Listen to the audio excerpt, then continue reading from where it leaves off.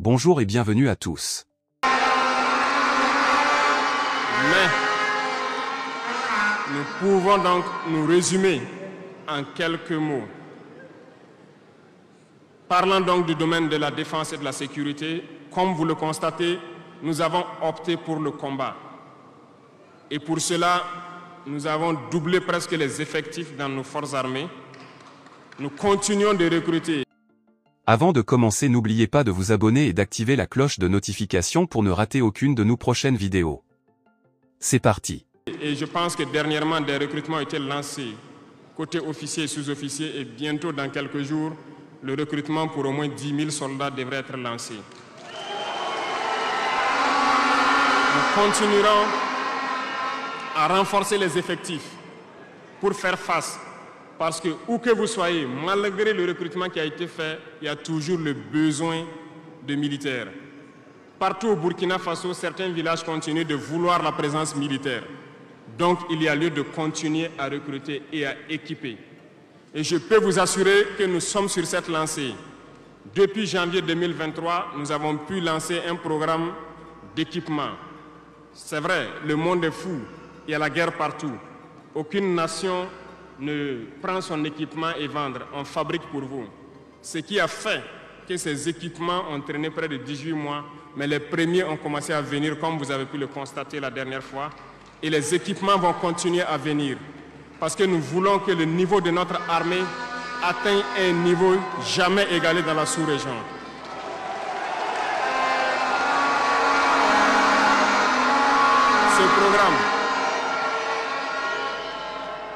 Ce programme d'équipement va se poursuivre. Et c'est vous, les acteurs de ce programme. Parce que depuis que nous nous battons, j'ai pu vous dire, ces soi-disant amis du Burkina qui étaient là depuis longtemps, qui sucent nos richesses, même une seule cartouche de Kalachnikov, nous n'avons reçu de personne pour faire notre combat. C'est vous qui payez. Et nous continuerons à faire corps avec notre peuple pour pouvoir mener cette lutte. Nous avons des partenaires qui ont accepté de nous vendre des équipements et qui ont même proposé de pouvoir nous livrer des équipements stratégiques et que nous puissions payer dans le temps. Nous leur en remercions pour ce geste.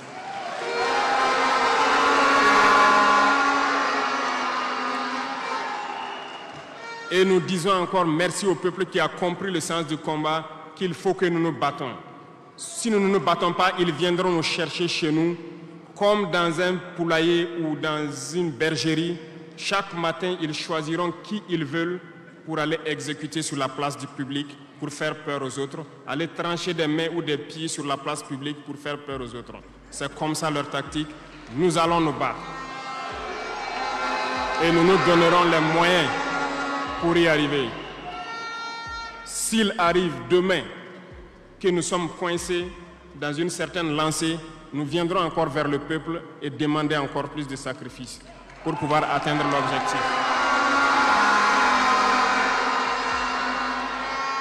Parce que malgré vos cotisations, je vous le disais tantôt, certaines puissances ont refusé de nous vendre les équipements, ont bloqué les équipements que nous avons achetés dans certains pays parce qu'ils ont la licence de certains composants. Et ces puissances exploitent des minerais au Burkina Faso. Je le dis ici, haut et fort et solennellement. Ça va s'arrêter. Nous allons retirer des permis d'exploitation. Nous n'allons pas permettre cela.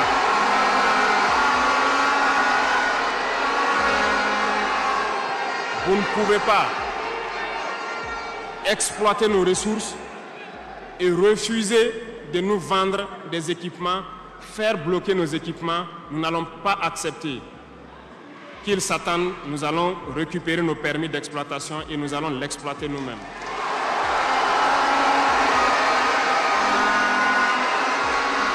Revenant. Pour conclure sur le volet donc de la défense, nous n'allons pas trop nous étaler là-dessus, mais sachez que tout ce qui est déjà arrivé, les hommes sont en formation là-dessus, d'autres équipements viendront. Et cette guerre, nous allons la mener. Beaucoup de stratégies ont été déjà écrites et nous les adaptons au fur et à mesure du comportement de l'ennemi.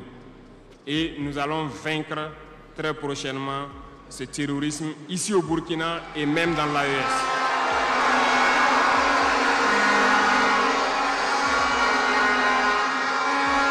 Pour ce qui concerne les domaines donc de la fonction publique, pendant longtemps, nous avons passé le temps à mettre en garde un certain nombre d'acteurs. Mais nous avons compris que le phénomène est tellement profond. La corruption, la mauvaise gouvernance dans les différentes administrations, le manque d'éthique persiste. Certains organes ont été donc mis en place dans le cadre de la lutte contre la corruption et dernièrement, certains arrêtés ont été pris pour ce qui concerne les primes de dénonciation. Le dernier acte à poser sera fait avant donc, la fin de ce mois. C'est un organe qui devra siéger dans tous les ministères pour s'auto-saisir de certains dysfonctionnements, des actes de corruption et pouvoir agir. Et ces organes seront prêts. Parce que nous avons beaucoup de gros travailleurs aussi dans l'administration, mais qui sont mis à l'ombre, qui sont souvent mis à l'écart. Parce que pendant longtemps, ce sont les plus corrompus, les plus malhonnêtes qui ont été mis à la lumière, c'est eux qui bénéficient de tous les avantages. Et je dis donc aux travailleurs de faire attention à ces individus qui sont en train de perdre leurs privilèges, parce qu'ils vont continuer de vous manipuler, de vous intoxiquer et de vous envoyer dans de mauvais pâturages.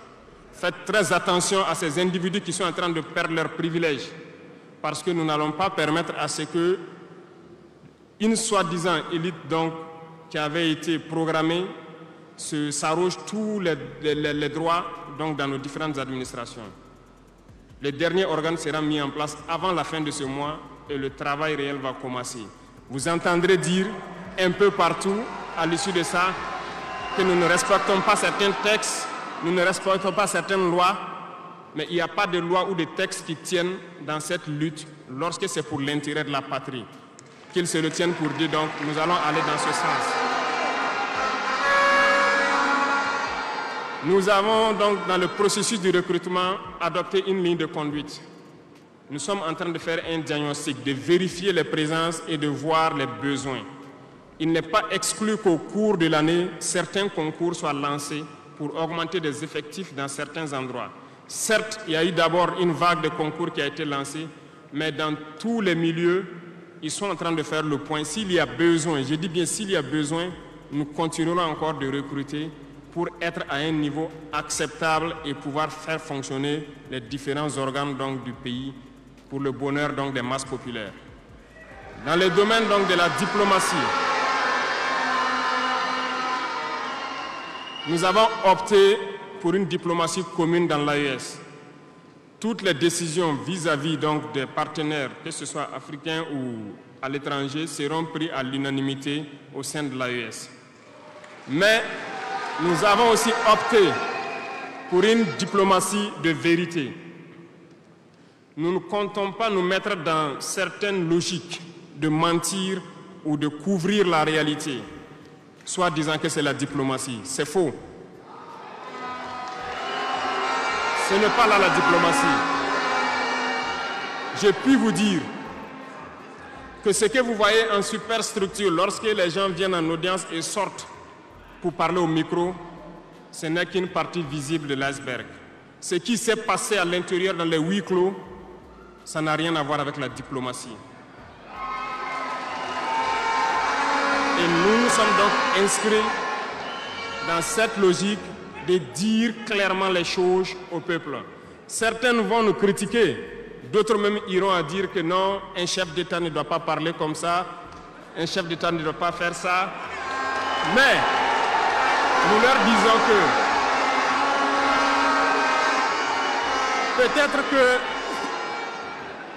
peut-être que ces gens qui critiquent de cette façon, lorsque nous disons la vérité, peut-être qu'ils ont une école où ils ont appris à être chef d'État, comment le chef d'État doit être.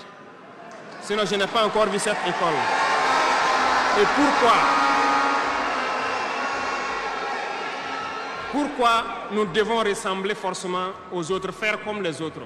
Nous voulons créer notre modèle, notre identité. Et je pense que le Burkinabé, par définition, c'est l'homme intègre. Nous voulons la vérité. Et lorsqu'il y a la vérité qui sort, Même si nous avons fauté, il faut que nous ayons le courage de venir vous dire sur tel côté nous avons fauté, nous demandons pardon. Si vous nous pardonnez, vous nous pardonnez. Mais nous ne voulons plus nous inscrire dans cette diplomatie mensongère. Nous avons, dans une interview, parlé du régime ivoirien. Certains Burkinabés sont montés sur leurs chevaux et critiqués. Je le dis, j'insiste et je persiste. Nous n'avons rien contre le peuple ivoirien, mais nous avons quelque chose avec ceux qui dirigent la Côte d'Ivoire.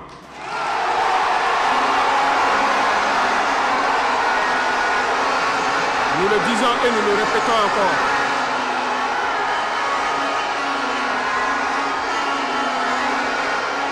Laissez-moi vous dire quelque chose.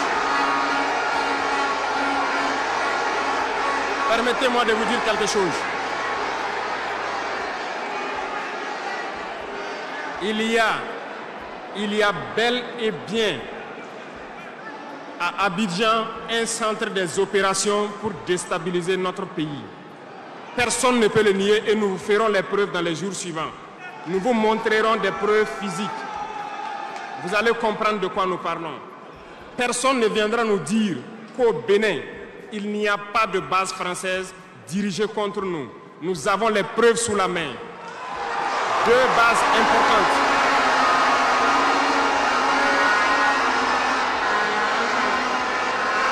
Nul ne peut le contester. Et je les mets au défi. Et nous n'avons rien contre le peuple béninois. Là, nous avons un problème avec la politique des dirigeants béninois. Et nous le disons haut et fort encore. Dans cette diplomatie, nous avons décidé de dire la vérité. Il y a bel et bien 2 bases, une vers Kandi et l'autre en allant vers Porga ou je ne sais pas quelle localité. Des pistes ont été réaménagées à plus de 3000 mètres de long. Des avions atterrissent, les gens équipent et forment les terroristes là-bas. Nous avons des enregistrements audio d'agents français au Bénin là-bas qui se jouent le centre des opérations des terroristes. Ils montent les opérations avec eux. Ils les aident à se soigner. Ils font tout ce qu'il y a là-bas. Nous avons tous les détails sur eux. Et vous ne voulez pas qu'on le dise à notre peuple? On va le dire. Si vous ne le voulez pas, s'ils ne le veulent pas, qu'ils arrêtent de se comporter ainsi. C'est simple. Nous n'avons forcé personne à prendre son indépendance. Si vous décidez de rester dans votre situation, mais ne prenez pas vos pays pour en faire des bases arrière parce que ce sont vos populations qui vont en souffrir après. Et ce n'est pas une bonne politique. Nous le disons par expérience, et je le répète toujours, le Burkina a été une base arrière pour déstabiliser certains pays. Et ce n'est pas bien. Le Burkina a été une base arrière à un moment donné pour les terroristes ici. Voilà le prix que nous payons. Donc, pour prévenir les peuples de ces pays dont je parle, doivent parler à leurs dirigeants et qu'ils arrêtent cette politique parce que ça ne les arrange pas du tout.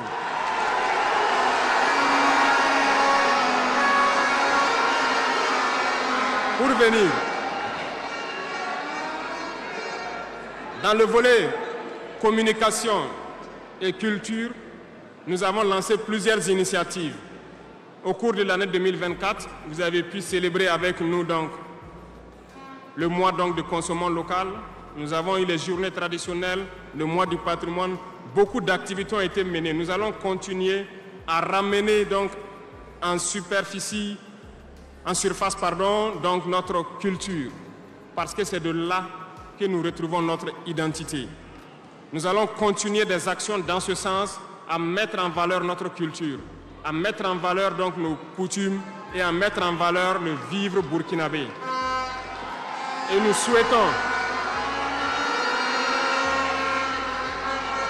souhaitons que chacun soit acteur de l'émergence du Burkina Faso à travers sa manière de communiquer. Parce que tout se trouve dans la communication aussi. Vous avez suivi dernièrement la guerre communicationnelle qui a été dressée contre nous et ça continue, ça ne va pas s'arrêter. Et je souhaite que tous ceux qui sont dans la communication puissent être professionnels. Lorsque nous voulons poser un acte communicationnel, qu'on se pose la question, est-ce que c'est pour la patrie ou contre la patrie, avant de poser l'acte. Peu importe. Vous pouvez ne pas nous aimer, moi, ma personne. Vous pouvez ne pas m'aimer, mais vous devez aimer votre pays. En me faisant du mal, il ne faudrait pas confondre le pays. Et donc, la politique dans le domaine de la communication va devoir aller dans ce sens-là. Et nous serons obligés donc de recadrer la communication sur tous les aspects. Et c'est cette ligne de conduite qui sera donc adoptée. Nous n'allons pas permettre à ce que des Burkinabés communiquent contre le Burkina Faso. Nous allons toujours nous inscrire dans l'éveil des consciences. Nous devons pouvoir sensibiliser les masses populaires pour que les gens comprennent pourquoi nous devons nous battre sur tous les volets. Revenant au domaine donc de l'agriculture, comme vous pouvez le constater, nous avons lancé des initiatives depuis 2023 et cette année, l'offensive a été lancée. Ça se passe plus ou moins bien. J'aimerais donc que les gens comprennent que nous avons décidé d'accorder une grande part de notre budget et de notre temps aussi au monde agricole. Parce que plus de 90% de notre population est paysanne. Mais pendant des décennies, ils n'ont jamais senti l'intéressement donc à leur public. Et c'est pourquoi nous avons décidé d'entreprendre un certain nombre d'initiatives, d'actes que nous posons. Nous aimerions pouvoir labourer tous les champs de tous les paysans de Burkina Faso, les donner les semences qu'il faut et les permettre de pouvoir avoir les intrants nécessaires à coût subventionné pour pouvoir nous aider dans la lutte contre l'insécurité alimentaire. Parce que l'autosuffisance alimentaire est un droit. C'est dans ce même sens que nous avons créé dernièrement l'ONBAR, l'Office national d'aménagement des barrages hydro-agricoles. Nous allons l'équiper parce que tous êtes témoins dans vos différentes régions que nous avons beaucoup retenu d'eau, beaucoup de barrages, mais qui sont ensablés, qui sont bouchés. Et nous avons la possibilité de faire d'autres barrages. Nous sommes en train de payer de l'équipement pour cet office pour qu'il puisse se déployer sur le territoire et avec la contribution des populations, pouvoir construire beaucoup de barrages et désensabler beaucoup de barrages. Nous allons poursuivre ce combat. Nous allons poursuivre ce combat jusqu'à l'atteinte de l'autosuffisance alimentaire et que nos populations puissent manger à leur faim. Dans le domaine des infrastructures, nous avons un manque crucial de routes. Et en faisant l'analyse, nous avons trouvé pour certaines routes des études très vieilles. Et pour d'autres, il n'y a pas d'études. Nous ne pouvons pas construire une route sans avoir des études. Les études sont préalables. Voilà pourquoi dans ce secteur, nous avons ordonné au ministère de faire beaucoup d'études sur beaucoup de tronçons.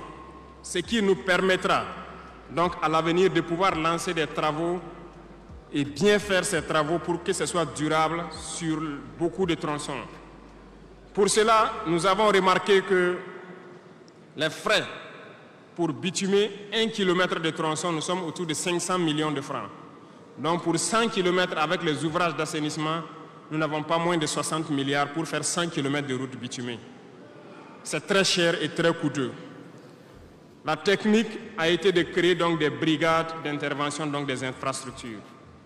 Nous sommes en train donc de vouloir équiper plusieurs brigades avec de l'équipement pour faire le minimum et permettre donc aux entreprises aussi du BTP de vivre et de faire une partie.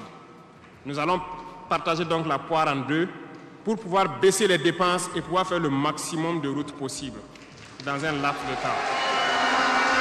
N'oubliez pas de vous abonner et d'activer la cloche de notification pour rester informé de nos prochaines vidéos.